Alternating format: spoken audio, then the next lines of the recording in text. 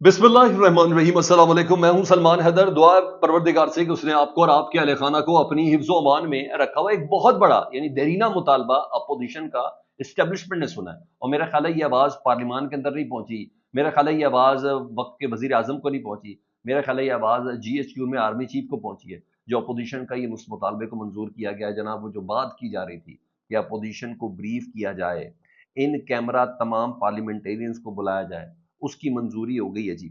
और ना सिर्फ मंजूरी हो गई है, डॉन न्यूज़ के मुताबिक जो मैं खबर आपके साथ शेयर करने जा रहा हूँ जी, मुल्क में बढ़ती हुई दहशत गर्दी के पेश नज़र, क्योंकि 2 दिन पहले ये इजलास हुआ था जिसको मीडिया ने रिपोर्ट नहीं किया था, परसों रात को ना, अपोजिशन इत्तेहाद का, जिसमें महमूद खान अचकजई थे, जिसमें बैरिस्टर गौहर साहब थे, जिसके अंदर असद कैसर साहब ने भी खिताब किया था, जिसमें हामिद रजा साहब ने कहा था कि हम नहीं चाहते कोई एम्बैरेसिंग सिचुएशन क्रिएट हो जाए। इन कैमरा इजलास बुलाया जाए जिसमें आर्मी चीफ, सिक्योरिटी इदारे, हसास इदारों के सरबराह उसके अंदर मौजूद हो। वो हमें बताएं कि इस वक्त KPK में और बलूचिस्तान में किस किस्म के हालात हैं। वो हमारे सवालात के जवाब दें, हमारी रिजर्वेशंस के जवाब दें। हम नहीं चाहते कि किसी किस्म की कोई एम्बैरेसिंग सिचुएशन या कोई ऑकवर्ड सिचुएशन बने।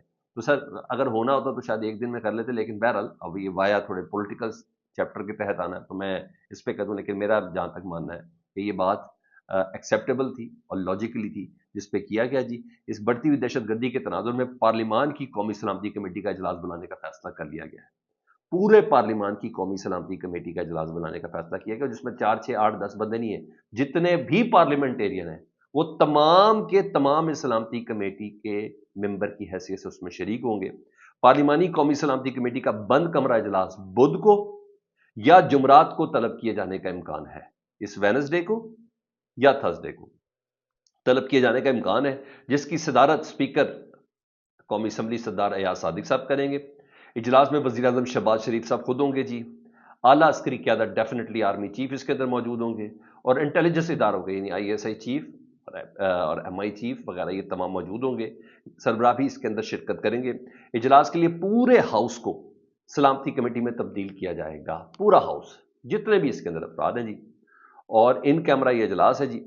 आला अस्करी क़यादत खैबर पख्तूनख्वा और बलूचिस्तान में दहशतगर्दी की बढ़ती वजूहात पर ब्रीफिंग देगी, जबकि अराकीन के सवालात के जवाब भी देगी।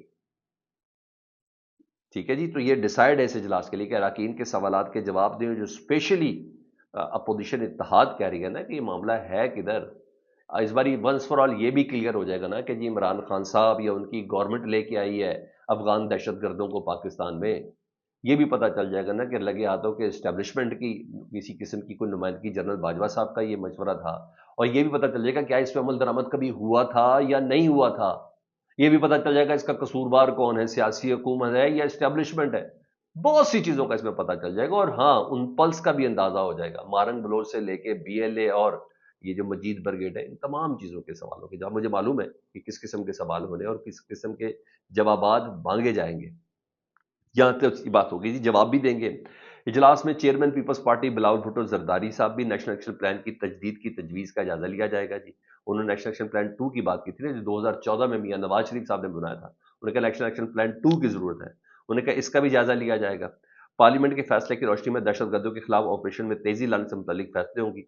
कौमी एक्शन प्लान पर अमल दरामद का भी जायजा लिया जाएगा। तो सर, ये वक्त का एक देरीना मुतालबा था, ऐसे मौके पर जब अख्तर मंगल जैसी आवाजें बुलंद हो रही हों, जो वफाक की सियासत करने वाले लोग हों, जब मालिक साहब जैसे वजीर आला, जी हाँ, बलूचिस्तान के साबिक वजीर आला, जब वो ये बात कर रहे हों, और जब बलूचिस्तान असम्बली में अपोजिशन लीडर मरी साहब ये गुफ्तगू करें कि हमारे घर की औरतें अपना जेवर बेच के इन मुसल्ला जंगजुओं को या दहशतगर्दों को पैसा फराम कर रही हैं, तो ये कोई छोटी चीज़ें नहीं है ना।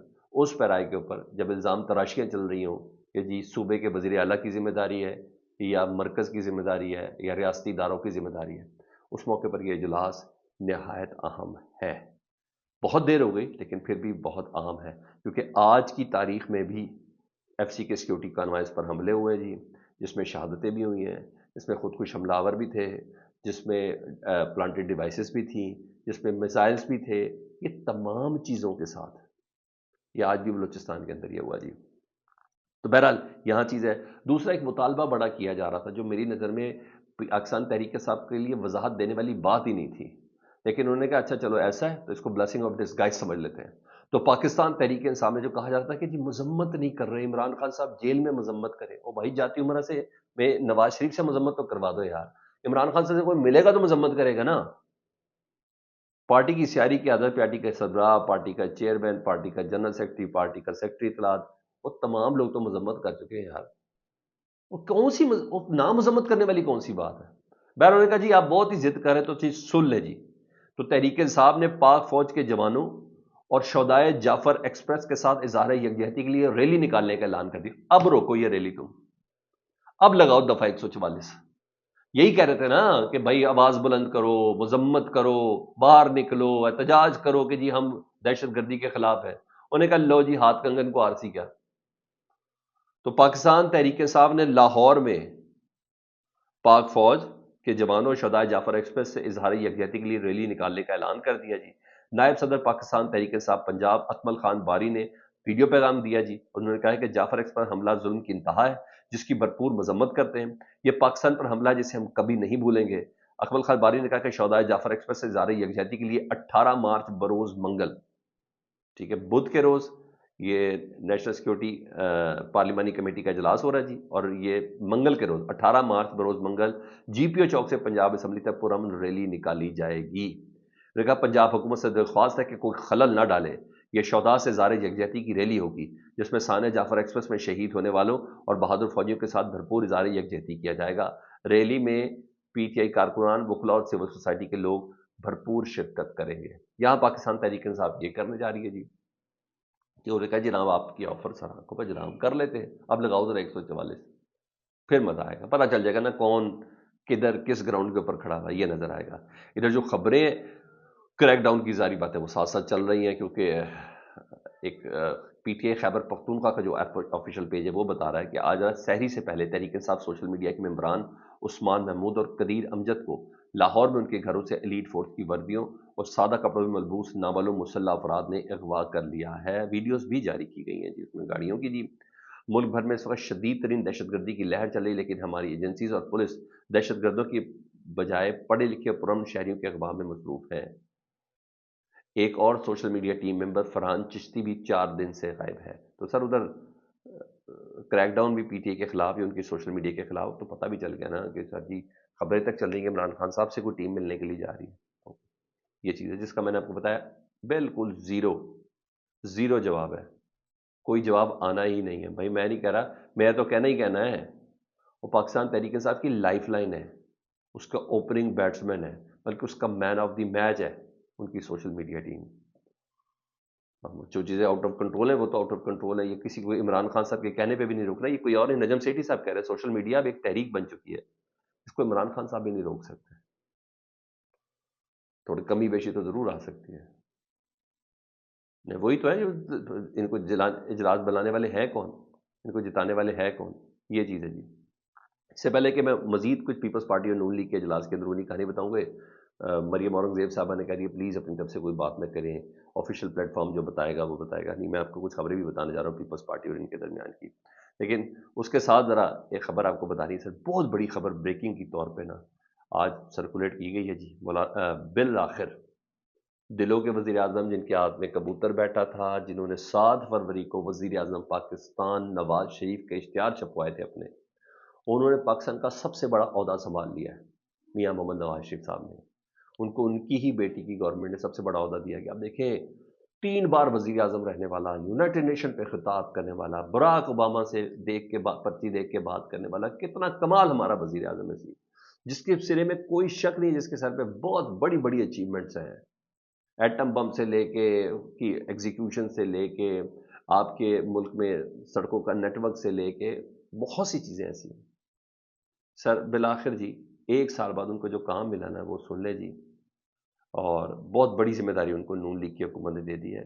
پنجاب حکومت نے نا تاریخی ورثے کی بحالی اور حفاظت کے لیے Lahore authority for heritage revival یعنی لاہر قائم کر دیا جی، اور نواز شریف صاحب اس کے اسٹیئرنگ کمیٹی کے پیٹرن ان چیف ہوں گے. نواز شریف صاحب نے 1 سال میں کسی سے کوئی بات نہیں کی. انہوں نے کہا آخر میں نے کہا ہیریٹیج ایسی پرانے لوگ ہیں، پرانے لوگ پرانی عمارتوں کی پیٹرن ان چیف ہی بن جاتے ہیں. سر مجھے شرم آئی ہے خدا کی قسم، اس خبر کو جس طریقے سے لہرا کے بیان کیا کہ میں آپ کو کیا بتاؤں۔ ادھر پروپیگنڈے میں تو حافظ سعید صاحب کے حوالے سے بھی بڑی خبریں چل رہی ہیں، لیکن میں اس کو جب کنفرمیشن یہ کی بات کروں گا، لیکن میں بتا رہا ہوں پروپیگنڈوں کے بعد آپ نے دھیان نہیں دینا کہ جان بوجھ کے ایسی خبریں کہ وہ ان کے بھتیجے وغیرہ جاں بحق ہو چکے ہیں، اور اس طرح کی خبریں چل رہی ہیں، اور کوئی ویریفائڈ اکاؤنٹ سے چل رہی ہے، لیکن ہم ان پہ دھیان نہیں دیں گے کیونکہ یہی تو وہ لوگ ہیں، یہی تو وہ خبریں جن کی بنا پر ذرا پروپیگنڈا مشینیں ذرا تیز ہو جائیں گی، یہ چیز ہے جی۔ اچھا جی، ادھر ایک خبر ہے پاکستان پیپلز پارٹی مسلم لیگ نون کے درمیان پنجاب میں پاور شیئرنگ کے معاملے پر کوارڈینیشن کمیٹی کی جو گزشتہ روز ہونے والے اجلاس کی کہانی کچھ مزید سامنے آئی ہے۔ نون لیگ نے پنجاب میں پاور شیئرنگ کے بدلے پیپلز پارٹی سے سندھ میں حصہ مانگ لیا ہے۔ ذرائع خبر دے کہ پیپلز پارٹی نے پنجاب میں نون لیگ کے برابر ترقیاتی فنڈ دینے کا مطالبہ دہرایا ہے۔ پیپلز پارٹی نے مختلف محکموں کی چیئرمین شپ نہ ملنے اور افسران کی تعیناتی کا وعدہ پورا نہ ہونے کا شکوہ کیا ہے۔ پیپلز پارٹی نے کہا بے شک ہمارے اراکین ہارے، لیکن انہوں نے 20-20 ہزار ووٹ جہاں لیے ہیں تو اپنے ٹکٹ ہولڈرز کو ترقیاتی فنڈ دینے کا مطالبہ کیا جی۔ اور ذرائع بتاتے ہیں کہ پیپلز پارٹی نے پنجاب میں نئے لوکل ایکٹ بل پر تحفظات کا اظہار کیا، جبکہ نون لیگی رہنماؤں نے شکوہ کیا کہ پیپلز پارٹی تنقید کرتی ہے اور فنڈ بھی برابر کے مانگتی ہے۔ مسلم لیگ نون نے کابینہ میں شامل ہونے پر پیپلز پارٹی کو محرومیوں سے ختم کرنے کی پیشکش کر دی، جبکہ پنجاب میں پاور شیئرنگ کے معاملے پر دیکھنے کے لیے سب کمیٹی تشکیل دے دی ہے۔ ملک احمد خان صاحب نون لیگ کی جانب سے، مریم اورنگزیب شامل تھی، جبکہ پیپلز پارٹی کی جانب سے علی حیدر گیلانی اور حسن مرتضیٰ کمیٹی ممبر ہوں گے۔ سب کمیٹی ہر ہفتے پاور شیئرنگ کے معاملات کا جائزہ لے گی۔ سر ان کی ٹینشنیں یہ، ان کی پریشانیاں یہ ہیں، اس سے میں نے آپ کو آگاہ کر دیا ہے۔ ہاں ادھر امریکی صدر ڈونلڈ ٹرمپ صاحب جو ہے نا، انہوں نے ایگزیکٹو آرڈر پہ دستخط کر کے نا وائس آف امریکہ، جی ہاں، میں نے یہاں سے ٹریننگ بھی حاصل کی ہوئی ہے، میں ان کا شاگرد بھی ہوں، وائس آف امریکہ کے ملازمین کو ہفتے کے روز تنخواہ کے ساتھ ساتھ چھٹی پر بھیج دیا ہے۔ ان کے 2 امریکی نیوز سروسز کی فنڈنگ بھی کمی کر دی ہے، جو روس، چین اور شمالی کوریا کی نشریات فراہم کریں گے۔ تو سر ایسا اور کرنے والا کوئی اور نہیں ہے سر جی، آپ مزید سنیں جی۔ وائس آف امریکہ کے ملازمین کو ای میل کے ذریعے مطلع کیا گیا کہ ان کی مزید اطلاع تک دفتر آنے یا اندرونی سسٹم تک رسائی روکا جائے، اور واضح نہیں کہ کتنے ملازمین متاثر ہوئے ہیں، اور یہ سب کرنے والا کوئی اور نہیں ہے جی۔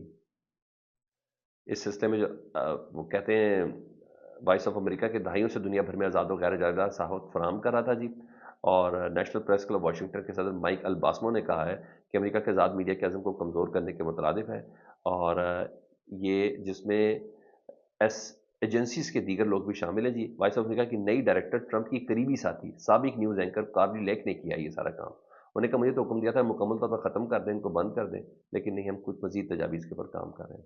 تو میڈیا سر روکنے کا کام ماشاءاللہ دنیا کی سپر پاور کے پاس بھی ہے، تو ادھر بھی ایسی چیز نظر آ رہی۔ ہاں وہ لوگ جو یہ سمجھتے ہیں کہ ڈونلڈ ٹرمپ صاحب اب دوبارہ پاکستان کے ساتھ کوئی تعلقات بحال کریں گے، وہ دوبارہ افغانستان آنا چاہتے ہیں، ان لوگوں سے متعلق خبر میں آپ کو بتا دوں، سابق سفیر ملیحہ لودھی صاحبہ پاکستان کی، وہ کہتی ہے یہ جو خواب دیکھ رہے ہیں نا پاکستانی کہ امریکہ افغانستان میں واپس آئے گا اور پھر پاکستان امریکہ کے ساتھ مل کر لڑے گا، تو یہ بالکل فضول بات ہے۔ امریکہ کو افغانستان میں کوئی دلچسپی نہیں ہے، اگر افغانستان میں دلچسپی نہیں ہے تو پاکستان میں دلچسپی کی کیا وجہ ہو سکتی ہے؟ یہ میرا سوال ہے۔ فیڈ بیک سے متعلق ضرور آگاہ کریں، اپنا بہت زیادہ خیال رکھیں۔ اللہم صلی علی محمد و آل محمد۔